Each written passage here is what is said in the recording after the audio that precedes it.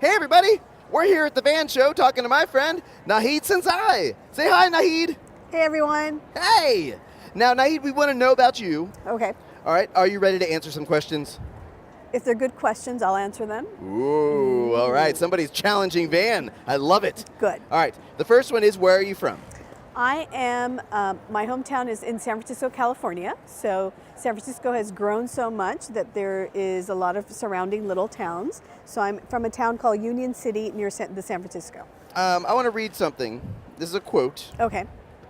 and I believe it's a quote from you. Oh, I've hiked across the Alps, road trip through Mexico, swum with barracudas in the Red Sea, taken a train across the Soviet Union, floated down the Nile, eaten gumbo in New Orleans, and sat in contemplation at the Taj Mahal.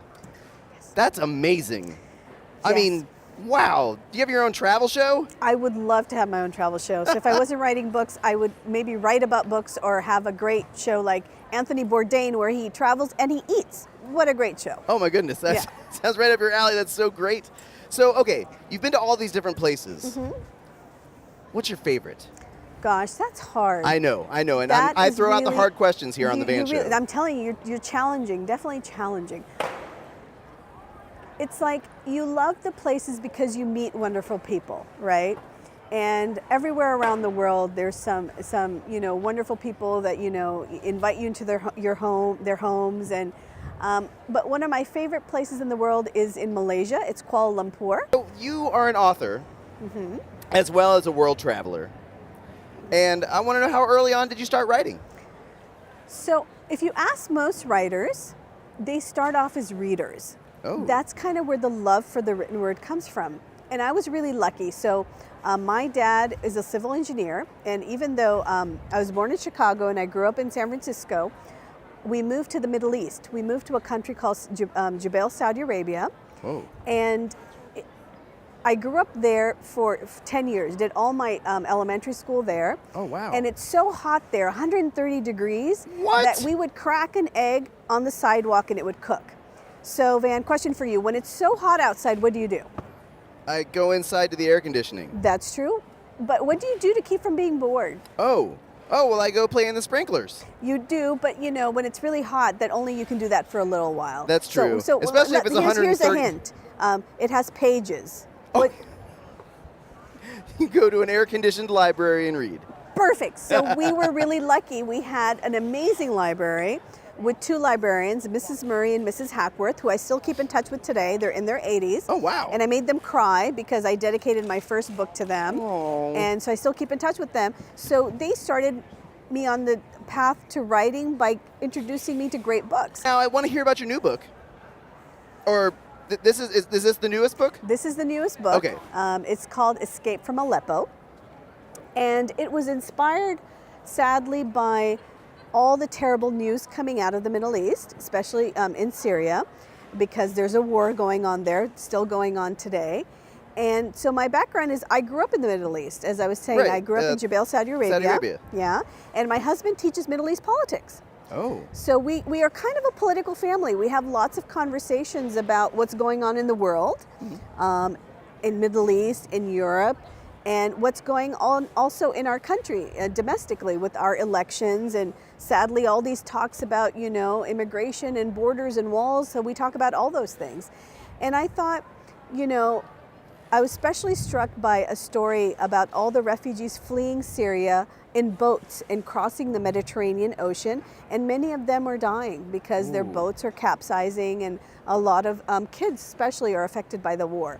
So I decided to write a story about a girl named Nadia, who comes from a wealthy family in the city of Aleppo, and she has a great life. She has friends, she goes to school, she has annoying brothers, she hates doing algebra, she loves, eating cake.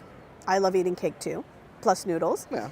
And she loves watching Arab Idol. So you know how in the States we have American Idol, they have Arab Idol. Okay. And her life is going really great, and then it gets turned upside down because of a war, and she's really mad about it. Right? It can really cramp your style if life is going good and all of a sudden, you're in a war. Well, yeah, especially if you don't got a choice in the matter. Exactly. Like, you're just stuck there. Exactly. So it's about how her family is put in a really tough position. The men go off and join the rebels fighting the Syrian government. And then the family decides they can no longer live in Aleppo. There's no food, no electricity. They're being bombed on. It's really dangerous. So they decide to escape to Turkey, which is a country that neighbors Syria to the north.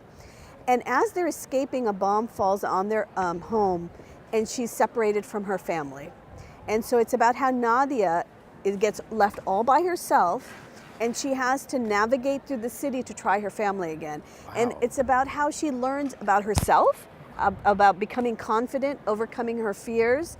She meets a lot of different interesting characters, other kids like herself, an old mysterious man, and how they all navigate their way through the city and try to find safety. Wow. All right, now you're going to have 1 minute Okay. to guess all 6 of them. Okay. I'll read them to you, and then you see if you can guess what book it is. Okay. They're classic I will children's try. books. I will not guarantee anything. Okay. All right, well, hey, we don't need guarantees. Okay. We just need Effort. effort. Okay, Thank got you. it. Well done. Okay, thank All right. Is the timer ready? I'm okay. We're ready. All right, Okay. here we go. Girl twisted, tossed, follows golden path to false gods in footwear. Philip Pullman's Golden Compass. No. Think a little more classic. A little more Frank L. Baum. Oh, I'm terrible. They made a movie out of it. The first color movie ever. Oh, Emerald City. Close. Okay, I'm telling you, as I'm aging, these things are at the tip of my tongue, but they won't come up to my brain. This is a lot of fun. I'm sorry I know, to keep you you're hanging here. You're being cruel to me. I know exactly what it is, but I just can't say it. She needs 2 more. Oh, yeah. We're going to keep going. I just was Okay. having too much fun with you there. Okay, Sorry please. about that. Continue. Okay. Boy has evil aunts. Magic worms grow in giant peach escape James vehicle. and Giant Peach. There you go. All right. Here's another one. Okay.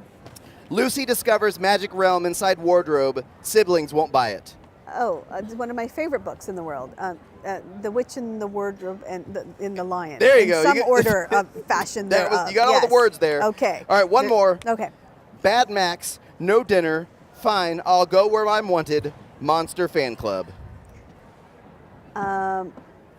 It's a picture book, It is.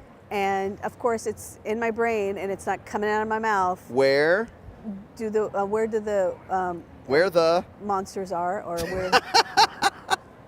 where the wild. things are? There you go. There you go. Ding, ding, ding,